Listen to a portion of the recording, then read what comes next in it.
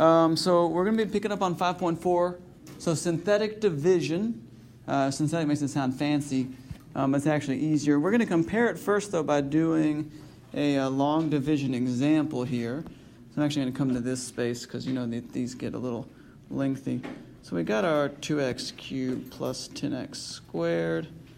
Now, I didn't put one like this on the test, but does anybody remember what's going on there? We've got to put in a blank spot. So we've got plus 0x and minus 12. And we are dividing this by x plus 3. All right, so we're trying to cancel out our leading term. So we're going to need a 2x squared.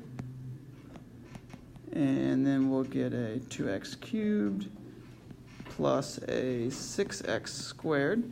Subtracting both of those, the x cubes cancel, so we got 10 minus 6x squared, so I've got a 4x squared. I'm going to go ahead and drop down my 0x. So next up, we'll need to get an x to become a 4x squared. We'll need a 4x, which will get us a 4x squared plus a 12x. And let's see, so we're going to subtract both of those away. And we get here, so those will cancel. We get a negative 12x. Roll down that minus 12. And then looking for a negative 12.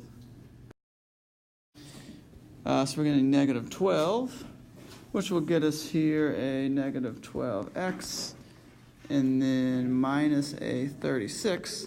Subtracting both of those cancels that out, so I got negative 12 minus a negative 36, so that essentially turns positive, getting us a remainder of 24.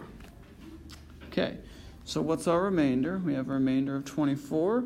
Is x plus 3 a true factor? No, because a true factor has a remainder of 0. Can we express this in factored form? Sort of. We have x plus 3. Then the pieces we needed, which was 2x squared plus a 4x minus a 12. But then we've got that pesky remainder of plus 24 going on there. And that plus 24 is what stops us from using zero product property or quadratic formula, any of that stuff there. Okay, so there's one more example of long division. But long division isn't our favorite because we have to address the x's and keep track of how many x's do I need to get x to the right power and the numbers. Let's see a new method here, and this method is called synthetic division. It's going to be much faster. Synthetic division does not divide by the whole factor. What slows long division down is that we had to use x plus 3, so we kind of had two things we were working with at the same time. Synthetic division rather uses the root, which is also called the x-intercept, right? And these are our words, intercept. These are our words that all mean the same thing, which also stands for 0, which also stands for solution. Remember, all those words mean the same thing.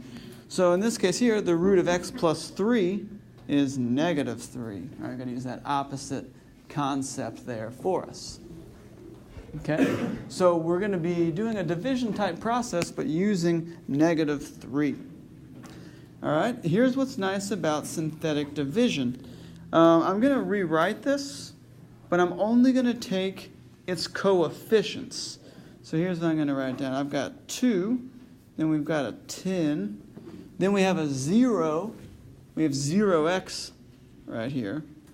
So we still need to fill that in, and then we've got a negative 12. And then I'm going to, let's see, I don't want to put that like that, actually. I'm just going to put it like this. And we're going to put our negative 3 that we're working with over there. And I want you guys to get into the habit of put yourself a big plus sign off to the side.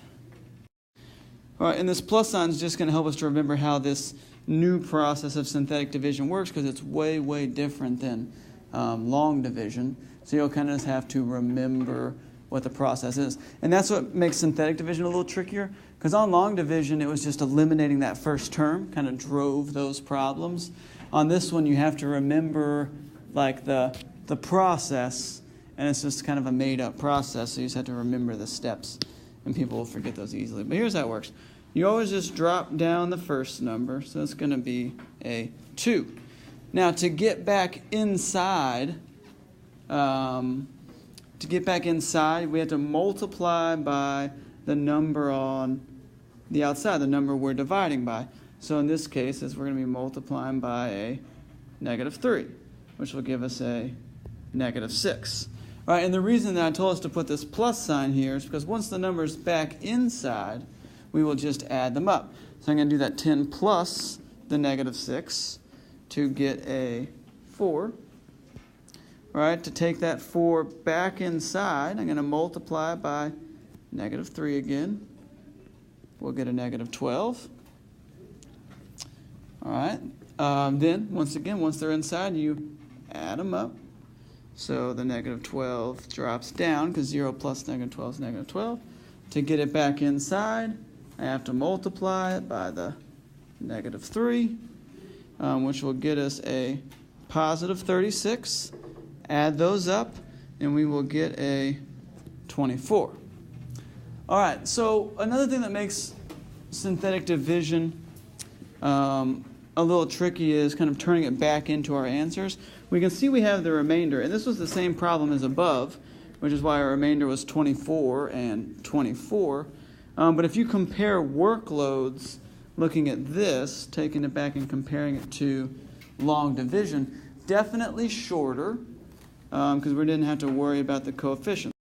All right, so is it a true factor? Still no. I mean, it's the same problem, so it should have been the same answer. So here's how we can express it in factored form. Well, we were dividing by x plus 3.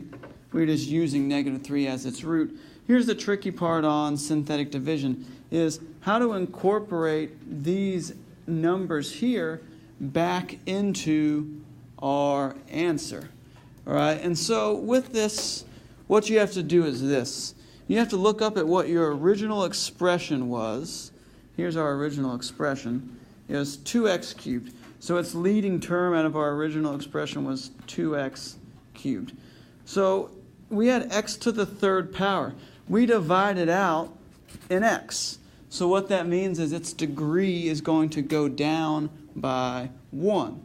Right, and that'll always happen when you use synthetic division. We'll see that later. We'll always just be dividing by an x to the 1st power. So it's going to take things down by 1 degree. So since I started with x to the 3rd power, divided 1 out, I'm going to have x squared, but this number that is first is what fills in with it. So we'll have 2x squared, and then we just follow along this row. So then I'd have plus a 4x, then I'd have a minus a 12, and then that remainder of plus 24 sits there on the outside. And you can see, if we compare this answer back up with what we saw up here, that they are the exact same. It's just a little tricky for people sometimes to know, how do I take these results here and turn it into my polynomial? But once you do a couple of these, it's no more difficult than anything in long division was. All right, now, one downside about synthetic division is that it only works with binomials. So like, for example, x plus 5, x minus 2. They can technically be pieces like this, like 2x plus 5. Then our root would end up being a fraction, which would make the synthetic division no fun at all. Which at that point you could use long division if you would have rather done that instead of dealing with the fractions. But if you're asked to divide by something like this, maybe x squared minus 1, it can't work because synthetic division cannot address extra exponent with the x's. Or if it wanted you to maybe divide by something cubed, x cubed plus 7, it can't do that either because the degree of x has to be 1 with synthetic division. Oh, sorry, I wrote that in the wrong spot. Let's take this over here. Okay. Now, you guys won't really mind about that anyways. But sometimes in pre-calculus, you'll be asked to divide by something more complicated, like x cubed plus 7, and then you'd have to use long division. You'd have to use long division to take that down. All right. So let's just get some practice here using our synthetic division. Once you run through the routine a couple times, it's just not that bad. All right. Great. So let's get this set up. Remember, it's just the coefficients. So that's going to be the numbers with your x's. Fill in any zeros if there need to be. There won't be any zeros on this one because we have third power, second power, first power, no power. So I'm going to write out negative 8, 17, negative 10. Set up my synthetic division bar. All right, now the number we'll be dividing by has to be the solution to this piece, or the root, which would be a positive 5. And then don't forget your plus sign here as a reminder that you're adding on the inside. So you just have to remember, first term drops down. To get back inside, you have to multiply by that 5. So 1 times 5 is 5. When they're inside, you are adding them up. So really, I guess you could, and maybe I've done this in the past, but maybe it might be more helpful to write that plus sign in here on the inside to help you remember that you're adding up the stuff on the inside. Whichever. You don't even have to write the plus sign. I'm not going to take off points if you don't write the plus sign. It's just as we're learning the process, what to do. So negative 8 plus 5, we get a negative 3. To get that negative 3 back in, you've got to multiply it by the 5. Gets us a negative 15. Add those up to get a 2. Multiply by the 5 to get back inside, you get a 10. Negative 10 plus 10 does give us a remainder of 0. So that means this is going to factor out correctly. So we were able to factor out an x minus 5. Now look up at your original problem to figure out how to start this, what's left over. We started off as x cubed. We took out an x. So what that means is we need to start off x squared and then start pairing up these terms. So a 1x squared would be left over, then a minus 3x, which comes from right there, then a plus 2 from right there. Now the 0 would be on the outside. It's our remainder, so we don't have to list it. So this is what we'd get after we divide it. And what we'll be looking at in future days is how to then maybe factor this piece to get that factored out. Then we'd have 3 pieces, if it's possible. Sometimes it will be, sometimes it won't be. All right, so let's give this one a shot here. So no tricks going on here. There's no blank spaces, so we have 1x cubed, 7x squared, 15x, a 9. Doing synthetic division, put our plus sign there. The root on this case is a negative 1. So first number always just drops down. So to get back inside, we multiply by our root, which we do every time to get back inside. Got a negative 1. So now we add the 7 and the negative 1 to get a 6. And then you're off and running. Multiply by negative 1 to get back in. Add them up to get a 9. Multiply by the negative 1 to get it back in. Negative 9, remainder of 0. So we successfully factored as a remainder of 0. X plus 1. Now you just have to look which power of x do I need to start with. Well, it's 1 less than what we started with in the original problem because we just divided one of them out. So it was x cubed, now it's x squared, and pair it up with its coefficients. You don't have to write that one could be invisible. Then we'd have plus 6x, then we'd have plus 9.